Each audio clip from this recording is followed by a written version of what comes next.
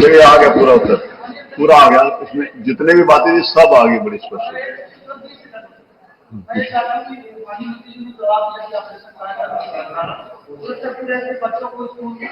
की जा रही भारत सरकार के आंकड़े कहते हैं कि पूरे उत्तर प्रदेश में 7,85,000 बच्चे स्कूल नहीं जा रहे हैं।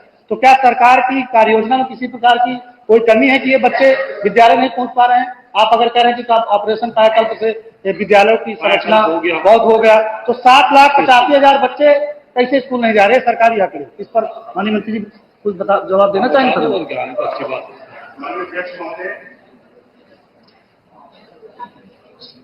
माननीय सदस्य ने जो चिंता जताई है कि बच्चों को भारत सरकार का उन्होंने कोई डेटा कोट किया है सदन में, जिसके माध्यम से उन्होंने ये बताया कि 7 लाख कुछ संख्या में बच्चे विद्यालय नहीं जा रहे हैं। मैं इसकी अवश्य जानकारी करा दूंगा, लेकिन मैं प्रदेश स्तर पे बताना चाहता हूं कि उत्तर प्रदेश सरकार के द्वारा इस चीज को हम लोग पूरी तरह से सुनिश्चित करने का प्रयास कर रहे हैं। हम लोग हर वर्ष ये नहीं, आप मंत्री जवाब दे रहे हैं, आप आगे आ रहे हैं, बैठिए प्लीज।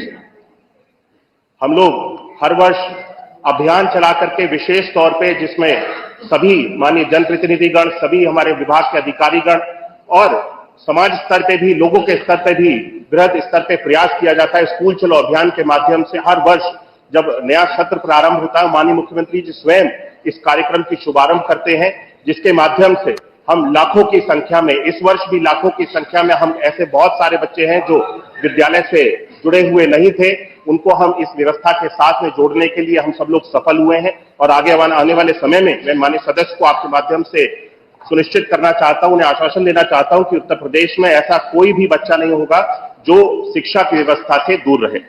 जनसंख्या 3, अतुल प्रधान श्रीमान आ गई, संदीप जी आ गए, देखो पूरा विषय आ गया। माननीय मंत्री जी से जानना चाहा कि जो हमारे शिक्षा मित्र पूर्णकालिक सेवा दे रहे हैं, सबका जवाब नहीं आया। माननीय मंत्री जी केवल इतना बता दें कि क्या उनके मानदेय बढ़ाने पर सरकार विचार करेगी कि नहीं करेगी? इतना माननीय मंत्री जी से एक लाइन में जानना चाहते हैं कि क्या माननीय मंत्री जी उनके मानदेय को बढ़ाने पर विचार करेंगे कि नहीं करेंगे? केवल एक उत्तर आना है। प्रधान प्रश्न का 3। चलिए अगला प्रश्न श्री पंकज मलिक।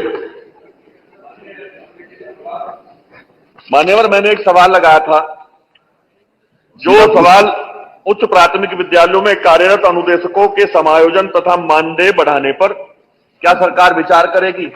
मान्यवर, मैं आपके माध्यम से मंत्री से अनुरोध करूंगा कि जिसने जवाब बनाया उनके खिलाफ कार्रवाई जरूर होनी चाहिए। इसमें आज्ञा संप्रति विचाराधीन नहीं है और प्रक्रिया बता दी।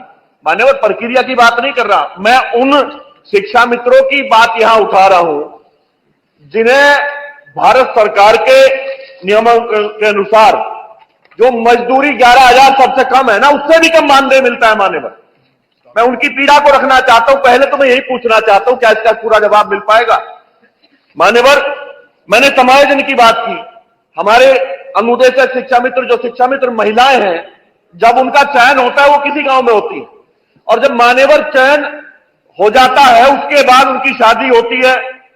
मैं पूछना होना जरूरी है, व्यवहारिक भी है कि उनका समायोजन होना चाहिए। जब दूसरे गांव में चली जाती है, या तो उनका मानदेय बढ़ाने पर सरकार विचार करेगी या नहीं करेगी, या उनका समायोजन करने का काम करेगी। मान्यवर, ये वही सरकार है जब अनुदेशक हाई कोर्ट से अपने मानदेय के बारे में, हाई कोर्ट से निर्णय उनके हक में आया, 17 मिनिमम की बात हुई मेरी जानकारी के अनुसार, तो यही सरकार 2 बेंचों से जीतने के बाद यही सरकार सुप्रीम कोर्ट जाती है। मैं फिर पूछ रहा हूं, आपकी नीति तो खिलाफ है ही है आम जनमानस के। मैं जानना चाहता हूं क्या इस पे मानदेय बढ़ाने पे कोई निर्णय करेगी सरकार? जवाब आ जाए मान्यवर। प्रश्न का